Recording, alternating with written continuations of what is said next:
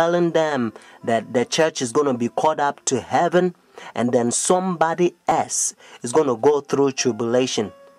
But Paul says, yea, whosoever shall live in godly shall suffer persecution. When Shadrach, Meshach, and Abednego, notice in Daniel chapter 3, when they threw them in the fire furnace, you know what happened?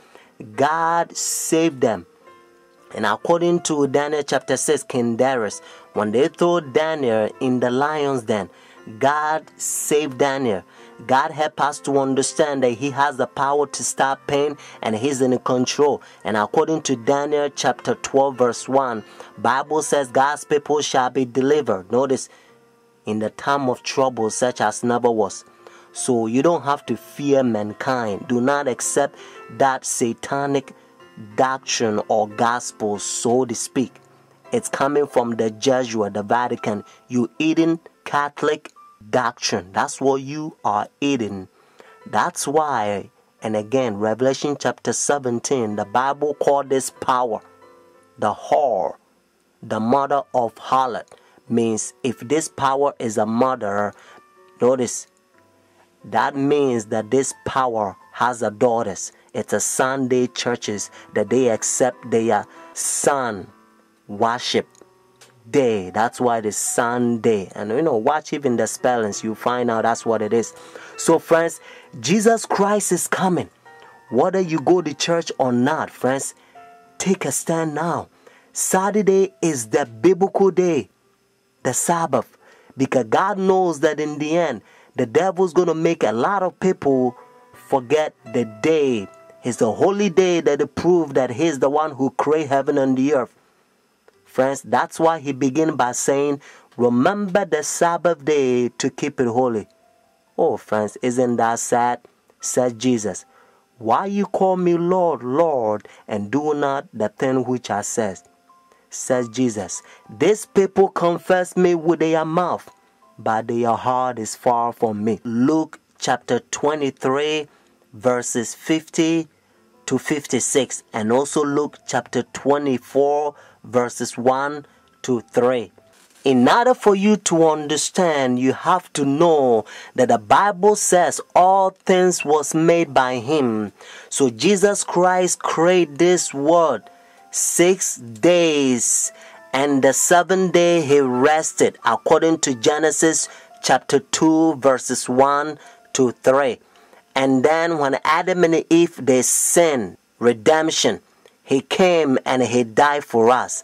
Friday on the cross, Jesus Christ, He says it is finished. And then He rested on the Sabbath day. Notice when the sun was going down, Friday evening, they buried Jesus Christ. So the early day in the morning, notice, according to Luke chapter 24, verses 1 to 3, Jesus Christ rose on Sunday. So Jesus Christ kept the Sabbath after the creation, and He kept the Sabbath after redemption. It's a beautiful thing if you understand. That's what biblical Sabbath is all about. And now look how they're uniting their churches. Notice Sunday churches to so-called the mother of the church. They are ecumenical unity. Your Holiness, may I present Archbishop Kayang Barsemian, Primate of the Eastern Diocese of the Armenian Church in America. May I present Archbishop Yichen Akachi, the Legate and Ecumenical Officer of the Eastern Diocese of the Armenian Church in America and President of the National Council of Churches in the United States.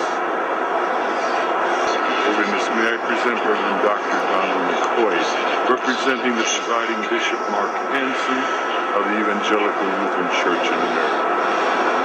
Holiness, may I present Bishop Jeremiah J. Park, Bishop of the New York Annual Conference of the United Methodist Church.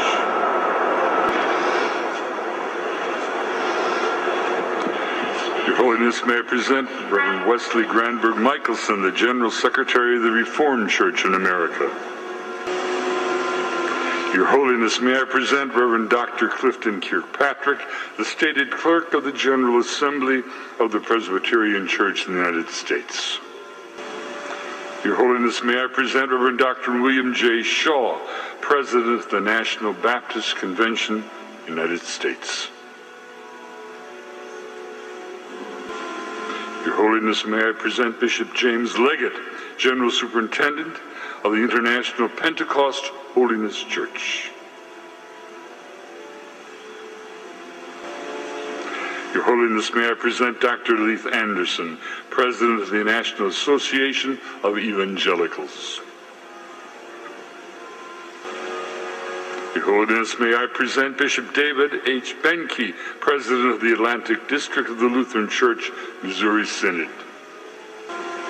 Your Holiness, may I present Reverend Dr. A.R. Bernard Sr., President of the Council of Churches of the City of New York. Your Holiness, may I present Elder Bernice King, daughter of the civil rights leaders Martin Luther King Jr. and Coretta Scott King. Your Holiness, may I present Reverend Jimmy Song Ji Lim, Executive Director of the Council of Churches of the City of New York. Your Holiness, may I present the Right Reverend Mark Sisk, Bishop of the Episcopal Diocese of New York. Do you understand the language? Your Holiness. And this is how they call this power. He think he is God. That's what their teachings is all about, friends. And you also know that when the religious leaders, when they come to meet this power, they wearing black. Notice, dark color. They represent the sinners, and he represent God. And now listen to what Bible says. This is the chapter. Notice 2 Thessalonians chapter 2. This is the chapter the Protestant Sunday churches, they are forefathers. They used to protest against this power during dark ages, and they call them Antichrist. Notice Antichrist. But now you don't hear from Sunday churches anymore, because they betray their forefathers. Let's start from verse 3. Notice 2 Thessalonians chapter 2. Let no one deceive you by any means, for that day will not come unless the falling away comes first, and the man of sin is revealed, the son of perdition, who opposes and exalts himself above all that is called God, all that is worshipped, so that he sit as God in the temple of God, showing himself that he is God. Do you not remember that when I was still with you, I told you these things? And now you know what is restraining, that he may be revealed in his own time. Notice what it says in verse 7. For the mystery of lawlessness is already at work. Only he who now restraining will do so until he is taken out of the way.